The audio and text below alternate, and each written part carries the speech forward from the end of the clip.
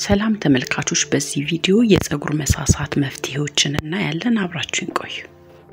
እሺ ተመልካቾች እንግዲህ የፀጉር መሳሳት በብዙ ምክንያቶች ሊከሰት ይችላል። ወደ መፍትሄዎቹ ከመሄዳችን በፊት እስቲ ምክንያቶቹን የተወሰነውን እንይና ከዛ በኋላ ወደ መፍትሄዎቹ እንሄዳለን። የመሳሳቱን መንስኤ እንግዲህ ማወቅ አስፈላጊ ነው። የህክምና ባለሙያ ማማከር፣ የቆዳ ሐኪም ደርማቶሎጂስት ወይንም ደግሞ ጠቅላላ ሐኪም ማማከር የመሳሳቱን ትክክለኛ መንስኤ ለማወቅ ይረዳል ማለት ነው።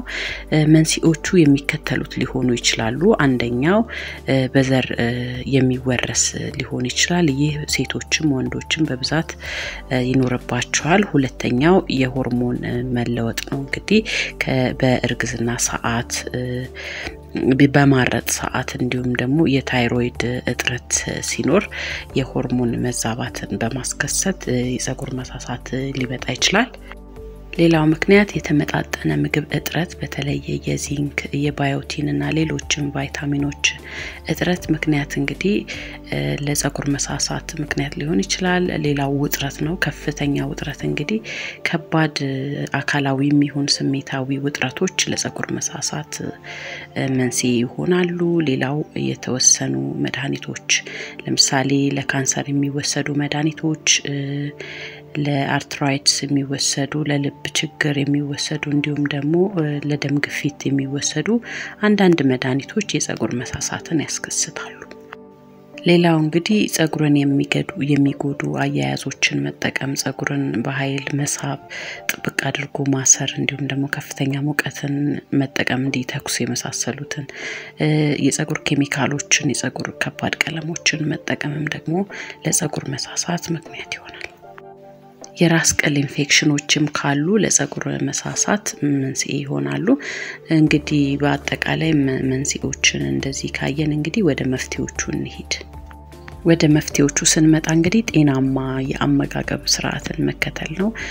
ፕሮቲን፣ ብረት እንዲሁም ዚንክ፣ ቫይታሚን ሲ፣ ዲ፣ ኢ እና ባዮቲን በብዛት ያላቸው ምግቦች መመገብ ለፀጉር መሳሳት መፍትሄ ይሆናል። ለምሳሌ እንቁላል፣ አትክልቶችን፣ አሳ፣ ለውዝ፣ ፍራፍሬዎችን መጠቀም ያስፈልጋል።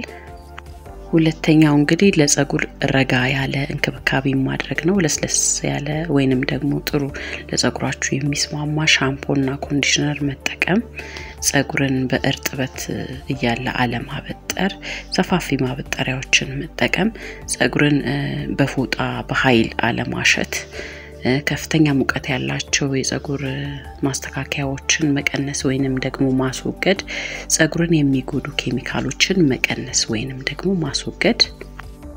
ሌላው እንግዲህ የራስ ቅል ቆዳን ማሳጅ ማድረግ ነው። የራስ ቅል ቆዳን ቀስ ብሎ በእርጋታ ማሳጅ ማድረግ የደም ዝውውርን በማሻሻል የፀጉር እድገትን ያበረታታል። እነዚህ ጤናማ ወይንም ተፈጥሯዊ የፀጉር ቅባቶችን በመጠቀም ለምሳሌ እነ ጉሎ ዘይት ወይንም ደግሞ ካስተር ኦይል፣ የሮዝመሪ ኦይል፣ ኮኮናት ኦይል የሚመቻችሁን በመቀባት ከዛ ቀስ ብላችሁ በእርጋታ ማሳጅ ማድረግ ለፀጉር እድገት እና መሳሳቱንም ለመቀነስ በጣም ጥሩ ነው። ሌላው እንግዲህ ውጥረትን መቀነስ ነው። በቂ እንቅልፍ መተኛት፣ የአካል ብቃት እንቅስቃሴ ማድረግ፣ ሜዲቴት ማድረግ እንዲሁም ሌሎች እንቅስቃሴዎችን በማድረግ ራስን ከውጥረት መከላከልና መቀነስ ይቻላል ማለት ነው።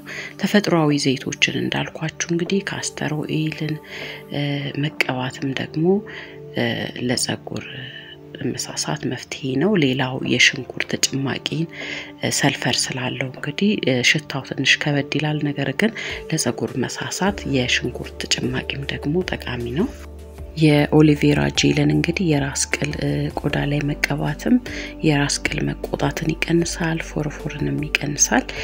የሮዝመሪ ዘይትን መቀባት እንግዲህ የሮዝመሪ ዘይት ደግሞ ከሚኖክሲዲል ጋር የሚወዳደር ውጤት አለው ተብሎ እንግዲህ ብዙ ጥናቶች ላይ እየተነገረ ይገኛል።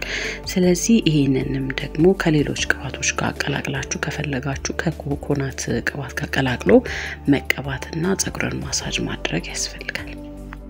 ሌላው መፍትሄ እንግዲህ የህክምና አማራጮች አሉ እንግዲህ በሐኪም ትዕዛዝ የሚሰጡ መድኃኒቶች ለምሳሌ ሚኖክሲዲል ያለ ሐኪም ትዕዛዝም ልትገዙ ትችላላችሁ ነገር ግን ሐኪምን ብታማክሩ የተሻለ ነው በቀጥታ የራስ ቅል ቆዳ ላይ በመቀባት ለወንድም ለሴትም ጸጉርን ያበቅላል ስፓይሮኖላክቶን የተባለ ደግሞ ሌላው መድኃኒት እንግዲህ ለሴቶች በሐኪም ትዕዛዝ የሚሰጥ ነው ሌላው ፋይናስትራይድ ደግሞ የተባለው በሐኪም ትዕዛዝ የሚሰጥ ክኒን ሲሆን በዋነኝነት እንግዲህ ይህ ክኒን የሚሰጠው ለወንዶች ነው ሌላው እንግዲህ የተመጣጠነ ምግብ እገዛ ወይንም ሰፕሊመንቶች ሊሰጡ ይችላሉ የቫይታሚን ወይንም የሚኒራል እጥረት ከተረጋገጠ በሐኪም ትዕዛዝ የሚሰጡ ክኒኖች አሉ ሌላው PRP የተባለ ፕላትሌት ሪች ፕላዝማ ህክምና ነው ይህም ከራስ ደም ይወሰድና ፕላዝማ በመርፌ የራስ ቅል ላይ ይወጋል ሌላው እንግዲህ የሌዘር ህክምና ነው ይህም ደግሞ ሎ ሌቨል ሌዘር ቴራፒ ይባላል በዝቅተኛ የብርሃን ጨረር ጸጉር እድገት ለማነቃቃት ይሞከራል ሌላው ህክምናና የመጨረሻው እንግዲህ የጸጉር ንቅለ ተከላ አለ ሄር ትራንስፕላንት ይባላል ጸጉርን ካለበት ከሰውነት ከሌላ በተለይ ደግሞ አብዛኛውን ጊዜ ከጸጉር ከራስ ቅል ጀርባ ተወስዶ ወደ መላጣ ወይንም ወደ ሳሳው ቦታ ላይ ይተከላል እሺ እንግዲህ ተመልካቾች የጸጉር መሳሳት ሲያጋጥሙ የመጀመሪያው እርምጃ መሆን ያለበት መንስኤዎቹን ለማወቅ ሐኪምን ማማከር ነው ከዚያ በኋላ መንስኤዎቹን ታይቶ ትክክለኛውን የህክምና ወይንም ደግሞ የእንክብካቤ አይነት በመከተል የተሻለ ውጤት ማምጣት ይቻላል ትግስትም ደግሞ በጣም አስፈላጊ ነው ምክንያቱም የጸጉር እድገት ጊዜ ስለሚወስድ ማለት ነው እሺ ተመልካቾች እንግዲህ ለዛሬ ይዤላችሁ የመጣሁት ቪዲዮ ይሄንን ይመስል ነበር